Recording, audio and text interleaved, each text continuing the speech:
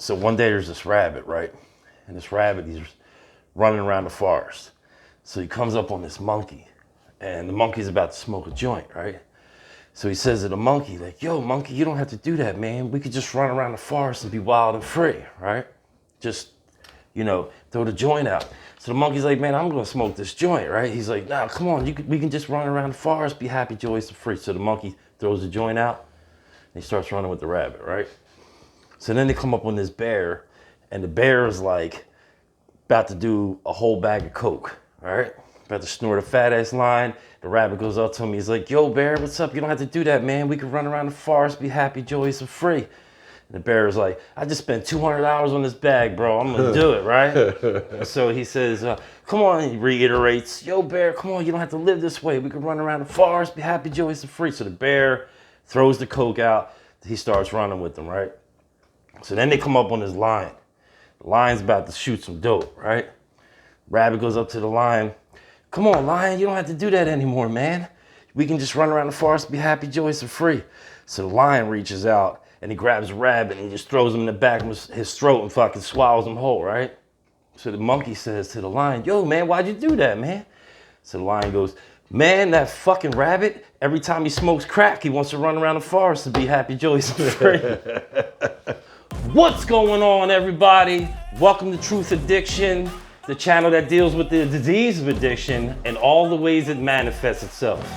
I am a recovering addict. My name is Brian, and I have a disease which is incurable, progressive, and sometimes fatal. It can, however, be arrested at some point, and recovery is then possible. So anyway, today is going to be a good one. I've been hawking this man right here for like 3 weeks to do this show, and I finally got him. I'm sitting down with my man Wilfredo. What's going on, man? Can't call it. Just another day in paradise. All right, cool, man. All right, so I think you've already seen a show or two. Yeah. Just in case they don't know, what I'm going to do here is I got some questions that need to be answered. You're willing to answer them, and we're going to get into this. You ready? Yeah, I'm ready as I can be. All right, so real quick, would you like to introduce yourself and tell us how long you've been clean, man? I'm a recovering addict named Wilfredo, and my clean date is October 7th of 2002. Just celebrated 20 years this past October. Damn! 20 years, man. Dude, Yeah. So I say this to people, but do you really remember how hard it was to get a fucking day clean, dude? Oh, absolutely. Like if it was yesterday. Struggle. Like if it was yesterday. And like that thing where I gotta stop doing this as you're doing it. As I'm doing it. Yes. doing Oh, yeah. it. Yeah, it's wild, man. All those self-broken promises. Yeah, Yeah. it's so crazy, man. All right, so let's get into this. So tell us where you were born, where you grew up, and a little bit about your early childhood. Well, I'm a Bristol native. Born and raised here in town, and like the old saying is, I come from a dysfunctional family. Yeah. You know what I mean? Like a lot of us do. My dad was what the Temptations call a rolling stone. Wherever he laid his hat, that was his home. Yeah. Ran his speakeasies, ran numbers. It was just crazy and insanity going on all day, every day. Right. So did you have any, was your mom and dad in any drugs or anything? Or My mom was, to get away from all the nonsense that happened at home. you wouldn't consider them like addicts or nothing? Oh, today I do. Yeah, absolutely. okay. Today I do. Absolutely. My mom ran for that little yellow helper. Okay. Like Yeah, the yeah. song says. Oh, every day, all day long. Yeah. Right. To get away from the nonsense that was going on in her personal life with pops. Yeah, I didn't. My mom was. I didn't realize it neither. It's funny. We get clean, we stay clean for a little bit, and we start to recognize that disease of addiction in people because we recognize it in ourselves. Yeah. And I remember hating my mom as a kid, hating the way things were and shit. But today I'm able to look back at that as a humbled individual, first of all, and because I've wrecked some shit in my life, of course, but and just see that addictive thing and what happens to us against our own will. We don't want to do shit, but we do it anyway. You got brothers and sisters, right? So I'm the youngest of 11. Whew, 11. Yeah. So you're the youngest. How old? My oldest brother is getting ready to turn 80 in a couple weeks. Okay. But my oldest brother passed away 3 years ago at 80. He would have been 83. Damn. Yeah. Your mom and dad? Did they? Yeah, they're both deceased. Both deceased. Yeah. Yeah, mom passed away in 06. Okay. Yeah. Yeah, my mom died like seven years ago. Okay. I just did this thing where like, see, you've been clean for 20 years though. So your mom got to see you clean and Yeah, shit, right? yeah. I got clean in 02 and she passed in 06 and Yeah. she didn't have a clue of what I really? was. She didn't have a clue of what I was doing. All she knew is that I was hanging out with people, places, and things, and she saw the new Wilfredo and she loved it. She had no clue. All she wanted me to do was just continue doing what I was doing. Right. You know, that was her last wishes. So you'd say you had pretty normal childhood. Yeah, for the most part. Okay. Everything was always hidden. I got you. You know? Yeah. But we saw it. So for those who don't know, he said Bristol. That's Bristol, Pennsylvania. It's kind of right outside of Philadelphia. Just in case, because I got people I found out that are watching all over the country. Right. So I just like to know where the hell my guests are. Right. All right. So what high school did you go to, man? Were you a good student? You know what? I went here in town to a local high school in town, and yeah, I was a fair student, lazy but fair. Did you graduate? Yes, I did. Yeah, Nice. I was fortunate enough to graduate. Yeah. Nice, man. Yeah, with a couple summer schools involved. But Man, yo, my shit from 5th to 8th grade, I had to go to summer school. right. All 3 years, dude. Mine was from 9th to 12th. Yeah. Just so I can get into high school and cut on like 3 weeks into high school, I cut school and never went back. Oh, absolutely. It's crazy, dude. Absolutely. All right, so what's your teenagers look like? Did you have any like hobbies? You play any sports or anything like that? I played sports. I played baseball. I played football. I played rec league basketball and Catholic CYO basketball and stuff like that until it got boring. All right. You know. Yeah. All right, so tell us when you actually started using drugs. Like, how old were you? Well, you figure, man, it started with backwash. Okay. You know, taking sips off my dad's, sitting on my dad's lap, you know what I mean? Waiting for them to get it in and, come and get a little sip. Yeah. You know, the whole brandy from back in the day. I'm 55, so it's like brandy on the toothache. Brandy on the tooth. I had that done too, man. Mm-hmm.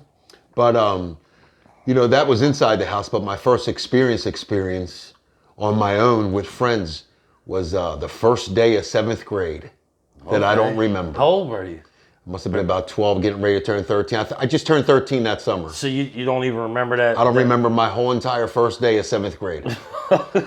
I remember going and plotting, and that was it. All right, so usually I ask people, do they think it was a peer pressure thing when they first used? Do you? I'm trying to figure out how to ask you that. Since inquiring minds always wanted to know. Yeah. Mm-hmm. Okay. Because I saw it in the household. Right.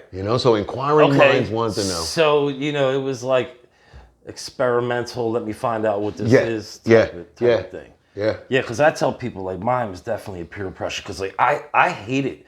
At the time, I actually put a drug in my body, which was a 40 and a Xanax. Right. And some weed, of course, I was so anti-drug because of what was going on in my house. Mm-hmm. You know what I mean? And I just fell to the pressure. Right. I got tired of being called a bitch one too many times. And I was like, man, give me the fucking 40, man. Give it to I'll me, show man. you. You know what I mean? And I remember I was sick as fuck that whole night, dude. But I knew it's on. Yeah. I knew that if I did it, that I didn't know about a disease or anything. No, right. But I knew that I was about to turn a switch on. For some reason, I was aware of it. That I just turned the switch on that is going to be very hard to shut the fuck off. Man. Yeah, it's fucking crazy. It is crazy. All right, so looking back at it now, right? Because we're both in recovery, right? You've probably gone over some more steps than I have, right? So, we've both been through the steps, right? Probably multiple times. I'm around on the steps my second time on my first step. So knowing what we know now, do you see signs of the disease of addiction before you can remember start using? Oh, absolutely. Tell us Explain that to us a little Absolutely. You know, our literature talks about that total self-centeredness. bit. Yeah. You know what I mean? Like the world revolves around me. So I experienced that at an early age. You know what I mean? Being the youngest of 11. You know what I'm saying? I got what I want when I wanted it. Right. You know what I mean? So it was always, you know, it was there. It was right in front of my face way before I picked up the drug. Good manipulation skills. Absolutely. Yeah. Absolutely. I didn't even have to whine. I remember like preferring to lie instead of telling the truth, even when it was stupid. Right. Like when it didn't make no sense to even lie. Right. Like Right. it was always that get in where I fit in mentality. Like it can be straight up like some dudes tell me about a movie he just went and seen, and I'll go, "Oh yeah, I seen that, man. That was a great movie, man." Yeah. And I didn't even see the fucking movie. I'm just trying to like. Right. But I can remember, and that's important, I think, because we need to see that how we build habits, how the behaviors have a lot to do yes. with training the brain. Dude, I remember stealing my brother's joints and trading them for bike parts. To his friends. Smoking? No. You weren't. To his friends. His friends caught wind of it, so I was getting every bite part of it. I can imagine. They knew it was his. They knew it belonged to my brother. Yeah. Yo. So the lion started a long time ago. Yeah, I think that's important for us to recognize that. And to be a part of. That I wanted to be a part of the older crew. Right. Yeah. Look at me, I'm cool. Yeah.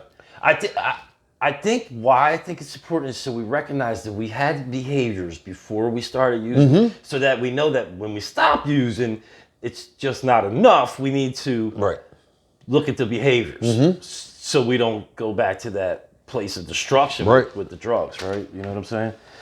All right, so take us back when you were into active addiction. So as far as you can remember, like you said, you didn't remember your first use outside the house, but take us back to as far back as you can remember, and then take us right up to when you got clean, and explain that progression. As far back as I can remember, man, my God. You know, stealing my mom's, drinking my mom's Manischewitz. I never even heard of that. Yeah, some cheap wino wine, after dinner wine. Is it worse than Mad Dog 2020? Oh, yeah, cheaper too. Yeah, it was cheaper. You know, I can remember going back, you know, and watering it down. You know what I mean? Yeah. Watering down my dad's brandy, you know, and his scotch and his liquor cabinets, just watering it down and sneaking.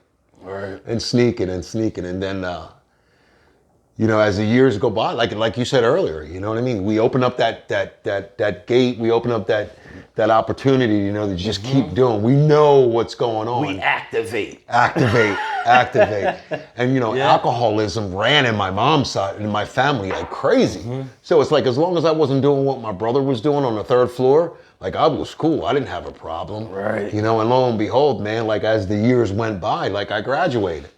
Right. You know? I graduated. We substituted one for another. I graduated. Sure, I'll try that. Why not? Yeah. Why not? So what you start getting into, like Percocets, heroin, shit No, like that, cocaine? mine was what we used to call crank, the speed. Okay. You know, the speed in the coke. Okay. You know, I was heavy into that, man, and then eventually in the late '80s, mid to late '80s. So what was the next graduation period? Crack. Yeah. Crack's that's a vicious drug. That's very vicious. Very vicious. Like I lost a lot of. I gave up a lot of stuff for crack in the '80s. You know when. And then I decided to go into rehab in 1990, and that didn't work. You know, all for the wrong reasons. You know, the job, the girlfriend, the family. You know, and I tried all that other stuff prior. You know, I tried going to church. You know, I was that addict that was preyed on and threatened and counseled, and none of that shit mattered. No. None of it. It didn't matter. Went in through one ear and went out the other, and as long as I'm not smoking crack anymore, I'm good. Yeah. I'm good. I'll just drink on weekends. I don't even think there was a really... They understood what the disease of addiction was, but it wasn't like today. No. You know, they've done a lot of work, a lot of studying, a lot of shit on the brain. They understand more definitely than. So you go in, I guess that didn't work, that rehab. No, not at so all. you come out, and now how about the progression of that when you come back out from so you stop for a second, you pick back up out of the rehab? No, I was actually clean. I was abstinent.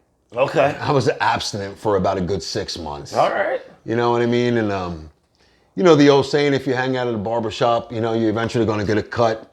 Dude, I think 6 months is a crucial ass time. Oh, dude, yeah. I started hanging out in the bars and stuff like that. I'm going there just to dance. Yeah, because you know what I find? I find that, and it's probably why a lot of people relapse, because it's around that period, that 5-6 month, where you think to yourself, wow, I haven't used. I lost that desire.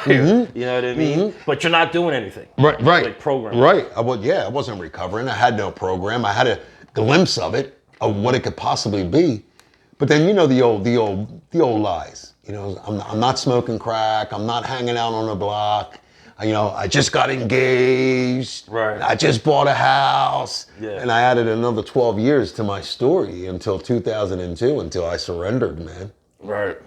So, all right. So wait, take us back. I don't know if you can remember. See, you've been clean for a while. Usually the people I do this with, they ain't got 20 years. Not yet. So can you take us back to the day before your last use, before you entered? Could you give your mindset what was happening? Yeah. I was in town. I had just come off of a week run. My brother, who's in recovery, showed up in town to visit my mom, and he hung out all weekend. And like I had it in my mind, my mindset was okay, I think. That I wasn't going to party. You know, I wasn't going to party.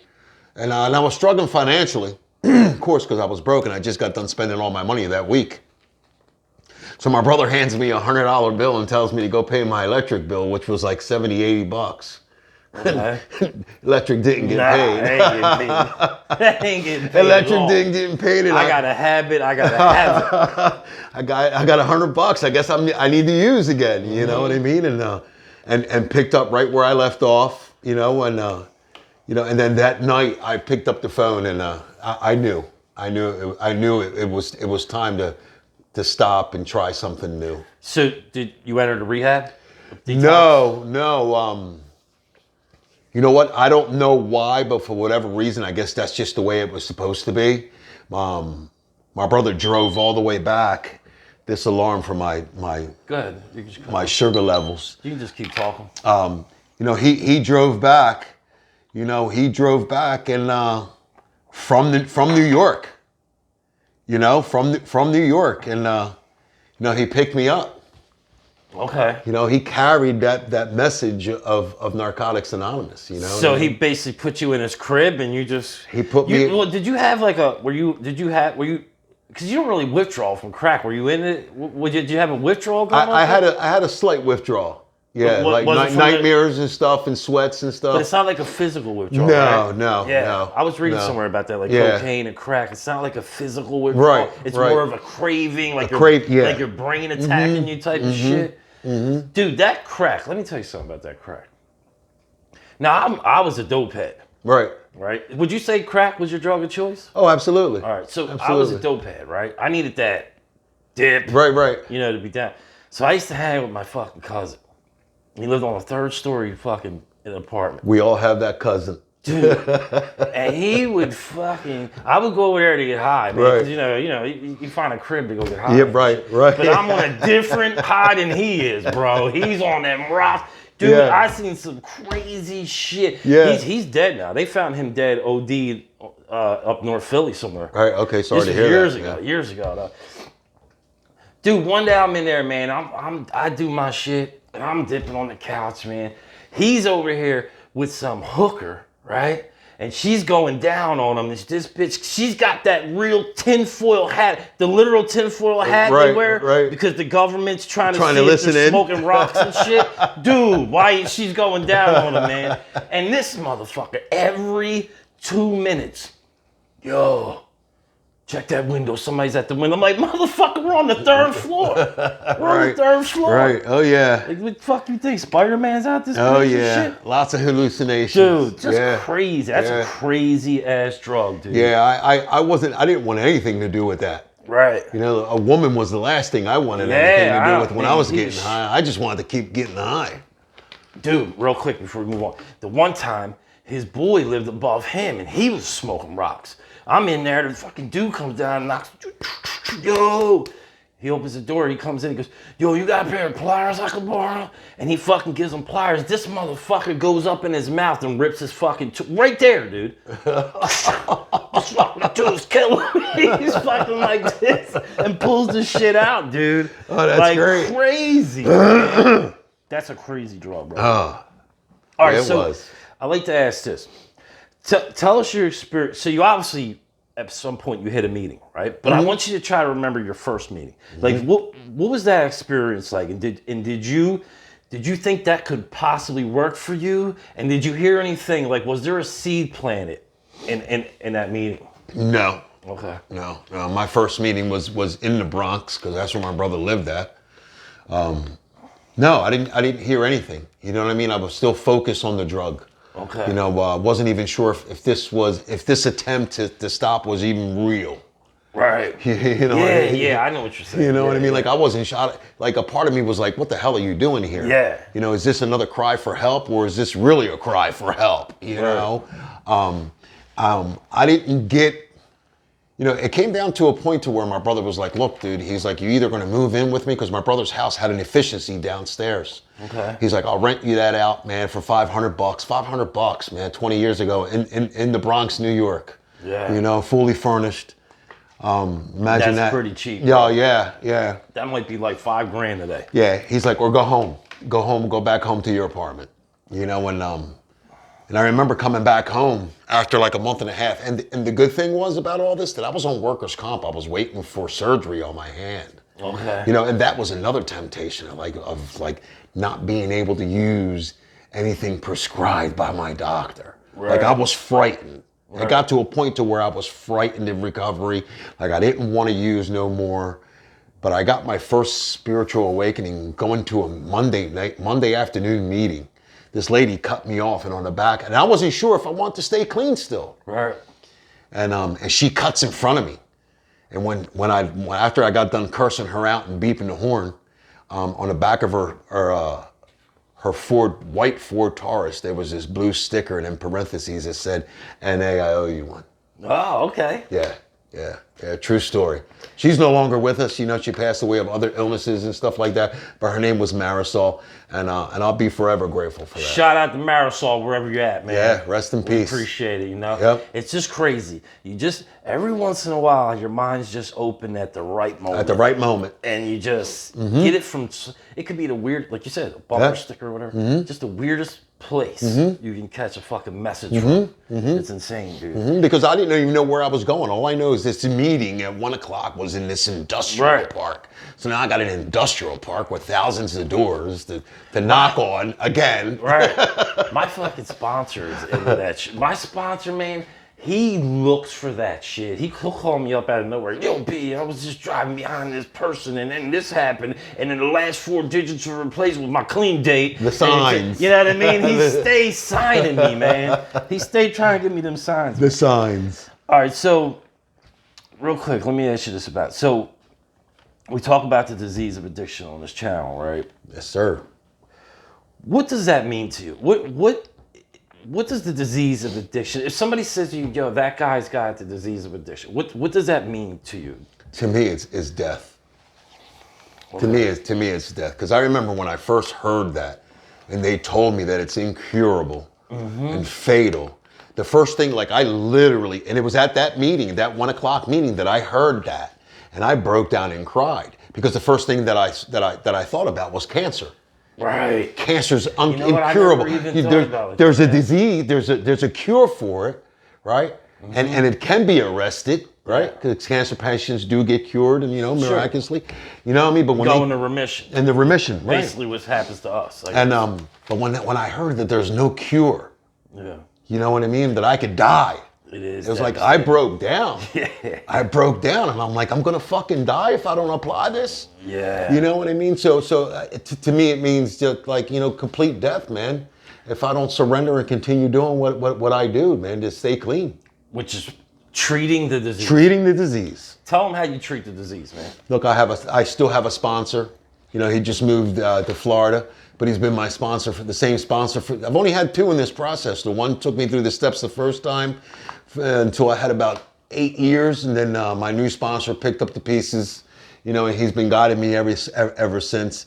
I still have a home group. Okay. You know, every Sunday morning at 10 a.m. Yeah. You know, and you know, I have sponsees that like I tried to the best of my ability to help. Mm-hmm. You know, and guide through this process we call recovery, and guide them through the 12 steps. You know, I'm still active. You know what I mean? Yeah. Long story short, I'm still active in my recovery. Not as much as I was before, but I'm still active. Right. I'm still active. All right. So, do you? So, I mean, you just said it was incurable. So, I would imagine you don't think it's curable, right?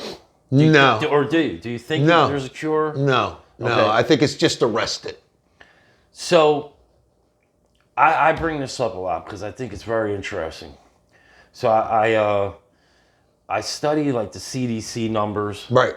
About OD deaths. Right. And then there's other sites you can go on that tells you about the recovery rate. Right. So when somebody enters a 12-step program or tries to get clean for the first time, right, their odds of actually staying clean, right, are slim for to the none. rest of their life. Right. So the numbers that I look at, it's like 5%. Right.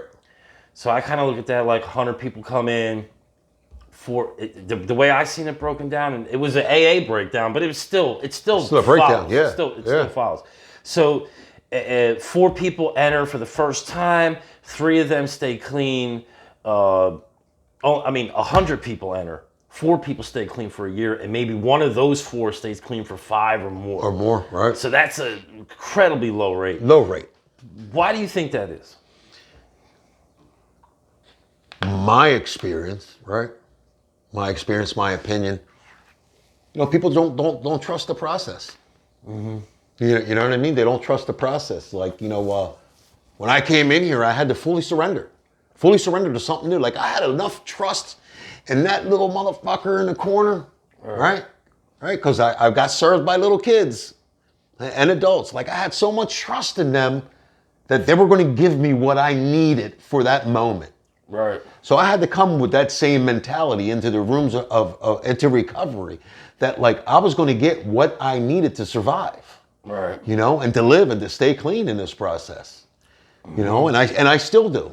So it's hard for people to grasp that. It can be, you know, if you know the old saying, you know, an addict's not going to stay clean if he doesn't want to stay clean. He or she doesn't want to stay clean, you know. Yeah. And unfortunately, you know, those rates, they do suck. Yeah, and you know, like I said this before, you know, statistics can be here or there. Right. But I just look at it from my experience. Like, I only been clean for 6 years, but I've been coming around for a while. Right. And those stats seem to make sense to me. Mm-hmm. That seems about right. Mm-hmm. Mm-hmm. I mean, seriously. We see it. We see it every day. I mean, there's people I've been in meetings with. You'll see them like for a while, like 6 months, and that, like you don't see them anymore. Like they're early on, and they just never. That doesn't mean that they don't use. It doesn't mean that they did use. But a lot of times I'll hear it. Yeah, he used, or yeah, that dude's dead now. Right. You see him one week, dead the next week. Dead the next. It's crazy, man. You know, I not to change the subject, but it's like my fiance. She works in sober living, and we see it on a daily basis. Yeah. You know, just refusing to follow suggestions. Right. You know what I mean? And it's insane. Yeah. It's insane. So I don't really talk about it too much, but so I manage 4 sober houses. Right. And it's been about 3 years now, and I've seen, dude, you know how many, just on this one thing alone, you know how people are on paper, what they call on paper? Right. Like the courts are still, the courts are still involved. They gotta stay clean. Right. If they bust a hot urine, they're going to jail, and they erase all that good time All that out, good right? time out the door. You know how many times I've seen motherfuckers come and live in our houses, in the houses that I manage? They're on that paper. Mm-hmm. And then Yo, I'm off paper. I'm off paper. Dude, they never worked a program during the time they were on the paper. I'm ready. As soon as that paper went off, I'm ready. I swear, man, within a week or two, they were getting high. And I had to kick them out of the house. It's absolutely crazy, dude. All right, so real quick, man. If somebody is watching this who's struggling, right? They know they got a problem. They're feared up. They don't think they can stay clean. They can get clean, first of all, or that kind of thing. So look into that camera, man, and what would you say to that person that's struggling and trying to find a way out, man? Give yourself a break. Try something new. We've tried everything imaginable to life. Try something new. There is help out there. You know, if I can do it, you can too. Yeah. I say the same, man. Dude, I try to tell people on here when I talk to people, you know, we all seen those videos in Kensington, in Philadelphia, you know. It looks like fucking third world country. Third world, and yeah. And a third world country filled with zombies is what the fuck it looks like. It literally looks like that Walking Dead show. Yeah. But it's real life. But real life. And I was one of those dudes, man. Right. Thank God. I mean, just sitting. I remember sitting in a corner on the L stop. Right. Which is, if you don't know what that is, it's an elevated train that runs through Philly, right? So I'm sitting in the L stop in the corner on the ground. You can just smell the piss because that's the corner everybody pisses in, right? And I'm sitting there snorting a bag, you know, throw up on my sneakers from earlier because I was withdrawing on my way to get it, and I threw up all over my sneakers. But here's the thing, thinking it was totally normal. It's okay. So if I can get clean, somebody like that, trust me. You know what I mean? All right, man. That's going to do it. Before we wrap it up, I got this last part that I like to put on people. I call it the Fast Ass 5, right? Okay. It's just 5 stupid random questions I'm going to throw out there, and you just give us your best answer. All right, so number 1, you prefer summer or winter? Fall. Fall, okay. He went off road on the questions. Okay, winter. He just said fall. Winter. I prefer winter. All right, cool. So I'm a winter guy, man. All right, so vegetables or candy? Vegetables. All right, pretty good, man. I'm going candy, but all right. Horror movie or a comedy? Comedy. Yeah. You're at the barbecue, man. You going hot dog or hamburger? Hamburger. Yeah, everybody, dude, I ain't had a hot dog yet. I haven't had somebody choose hot dog yet. It's been like six. Yeah, hamburger, definitely. All right, so last question. Brutally honest or lie when you have to? Brutally honest. All right, man. All right, so look, man, I appreciate you doing this, man. Yo, thanks for having me. It's a pleasure, man. All right, so that's going to do it for us. Do me a favor. Like the video. Drop a comment. Hit that subscribe button. It's right down there at the bottom of this video, right? And I just want you to know I appreciate you guys, man. Seriously, I've been getting a lot of positive feedback, man. Things, you know, the most thing that I'm getting, though, I had somebody comment about how they were struggling and they appreciate the hope that the channel's bringing and they really are trying to get clean. And it's things like that, bro, is why I do this channel. Seriously. So with that said, just remember, the disease of addiction is broad and outside of the realm of just using drugs. Keep coming back. More will be revealed. And we're out of here. Peace.